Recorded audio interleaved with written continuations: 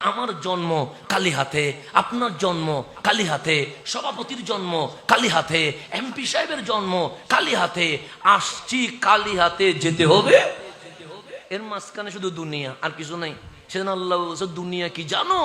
ইন্নামাল হায়াতুদ দুনিয়া লাইফ।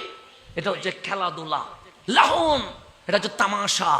এখানে দুনিয়ায় খেলাধুলা তামাশা ছাড়া আল্লাহ বলে আর কিছুই নাই। কিছু আছে খেলাধুলা মানে কি? যখন আমি আস্তে আস্তে বড় হচ্ছি তখন দেখবেন আমাকে দুনিয়া বলবে ক্রিকেট খেলো, ফুটবল খেলো, এগুলো তো খেলার মধ্যে হয়। সিনেমা দেখো, নাটক দেখো, ওখানে যাও, এখানে যাও। তারপর যখন আমার এখন বিবেক হয়েছে, এখন আমার দুনিয়া বলছে টাকা লাগবে, গাড়ি লাগবে, বাড়ি লাগবে, ব্যাংক ব্যালেন্স লাগবে, স্বর্ণ লাগবে। এরকম দুনিয়ার লুপ আমাকে দেখানো শুরু করেছে। দুনিয়ার দুইটা পার্টস, একটা খেলাধুলা আর একটা তামাশা। এই দুটা জিনিস আমাকে দুনিয়া করাবে। যখন আমি বড় হব, ক্লাস 9, 10, 11 এগুলোতে যখন উঠবো, ইউনিভার্সিটি যখন যাব, তখন আমার পুরা জীবনটা দেখবেন খেলাধুলা, জাস্ট এনজয়, কখনো তামাশা, এগুলোর মধ্যে কেটে যাবে। যখন অনার্স শেষ হবে, পরিবারের দায়িত্ব নিতে হবে, তখন দেখবেন আমার ভিতরে শুধু টাকা ঢুকবে। কি করলে টাকা বেশি পাবো, কি করলে গাড়ি হবে, কি করলে বাড়ি হবে, কি করলে ব্যাংক ব্যালেন্স হবে। এগুলা করতে করতে করতে করতে হঠাৎ করে আল্লাহ বলবে কুল্লু নাফসিন যায়কাতুল মউত। বান্দা তোমাকে মরতে হবে। আমি যখন মরে গেছি, দুনিয়া আমার টাকাগুলো আমারে দেয়, দুনিয়া বলে দিব না। আমার গাড়ি আমাকে দেয়, দুনিয়া বলে দিব না। আমার বিল্ডিং আমাকে দেয়, দুনিয়া বলে দিব না। আমার ক্ষমতা আমাকে দেয়, দুনিয়া বলে দিব না। এটা তো দিব না।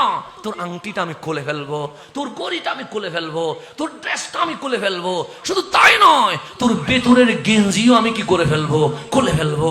আল্লাহ বলে বান্দা তামাশার দুনিয়া তো দেখলি, এখন তো মারা গেলি। শুধু মারা গেছি তাই, যে রক্তকে পানি করে আপনি আমি সম্পদ জোগাড় করলাম, সেই সম্পদ ভাগাভাগি করার জন্য আমাদের সন্তানরা আমাদের লাশ রেখে এটাই বলে যতক্ষণ সম্পদ ভাগ হবে না ততক্ষণ বাবাকে দাফন করা যাবে।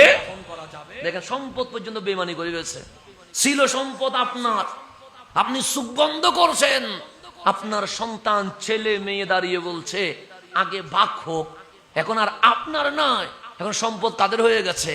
সন্তানের হয়ে গেছে। তারা বলছে বাবার লাশ প্রয়োজনে একদিন কেন, এক সপ্তাহ অ্যাম্বুলেন্সের ফ্রিজে থাকবে, কিন্তু আগে সম্পদ ভাগ হবে। এরপরে কোথায় দিব? কবরে দিব।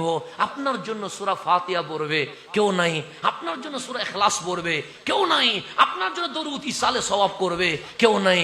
আল্লাহ বলে বান্দা কি দেখছিস? আমি মরে যাওয়ার পর মালিক রে বলতেছে, মালিক দেখো আমার গাড়িটা দুনিয়া রেখে দিয়েছে, আমার বাড়িটা দুনিয়া রেখে দিয়েছে, আমার ব্যাংক ব্যালেন্স দুনিয়া রেখে দিয়েছে, আমার জমানো স্বর্ণ দুনিয়া রেখে দিয়েছে।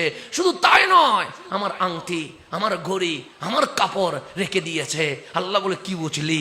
আমি বললাম মালিক আসলাম খালি হাতে, যেতে হবে খালি হাতে। আল্লাহ বলে বল ইন্না লিল্লাহি ওয়া ইন্না ইলাইহি রাজিউন। হে আমার জমিন, যদি আমার বান্দারে কিছু দিতে মনে না চায় সমস্যা নাই, আমার বান্দাটা আমার, আমার বান্দারে আমার কাছে দিয়ে দেয়। এটার নাম ওয়া ইন্না ইলাইহি। কেউ যখন আমাকে নিতে রাজি নয়, আমার ওয়াইফ বলছে কবর দিয়ে দাও, আমার সন্তান বলছে তাকে দাফন করে দাও, আমার সমাজ বলছে তাকে বিদায় দিয়ে দাও। আল্লাহ বলে কেউ তুলে নিচ্ছে না। আমি বললাম না। আল্লাহ বলে নিরাশ হোস না, ওয়া ইন্না ইলাইহি রাজিউন। কেউ না নিলে সমস্যা কি?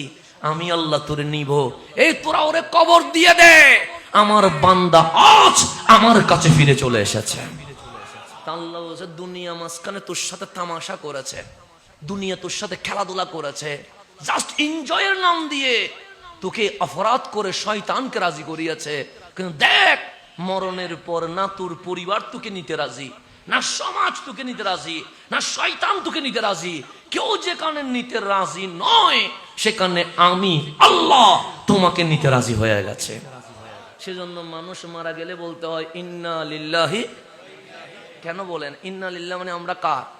আল্লাহর। কেন? এতক্ষণ তো আমার বাবাই বলেছিল এটা আমার ছেলে, আমার মা বলেছিল এটা আমার মানিক, আমার স্ত্রী বলেছিল এটা আমার স্বামী, আমার সন্তান বলেছিল এটা আমার বাবা, আমার বন্ধু বলেছিল এটা আমার বন্ধু।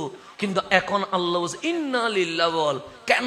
সে মরে তো দেখ কেউ ছেলেও বলবে না, ভাইও বলবে না, বন্ধুও বলবে না, কিচ্ছুই পরিচয় দিবে না।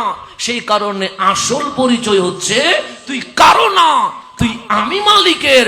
আজ তোকে আমি মালিকের দরবারে নিয়ে আসতে রাজি হয়ে গেছে।